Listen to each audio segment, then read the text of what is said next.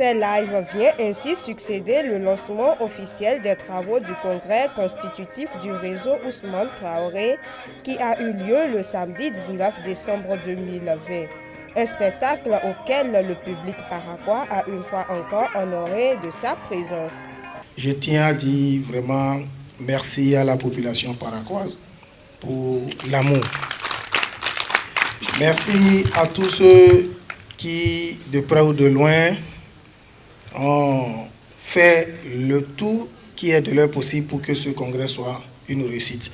Comme je l'ai dit le matin, devant les autorités de notre cher pays, j'ai dit ce jour 19 est l'indépendance de la jeunesse. Je veux répéter ici, ça va vous paraître bizarre, mais c'est ainsi que les États-Unis d'Amérique aujourd'hui est devenue première puissance mondiale.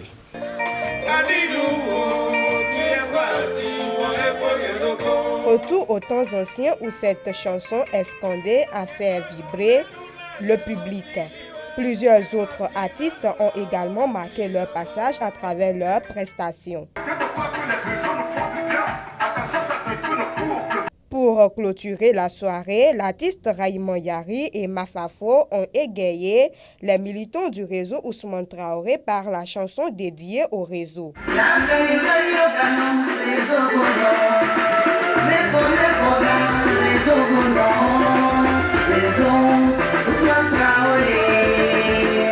Dimanche 20 décembre 2020, le programme s'est poursuivi et cette fois-ci avec la finale du tournoi de football dénommé Réseau Ousmane Traoré.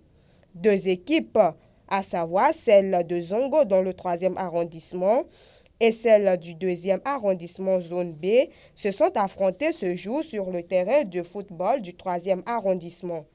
Le président d'honneur, c'est un jeune qui a une forte passion pour le foot et il aimerait investir dans la jeunesse, particulièrement dans le foot, raison pour laquelle une équipe du réseau a été mise en place pour pouvoir les cadrer.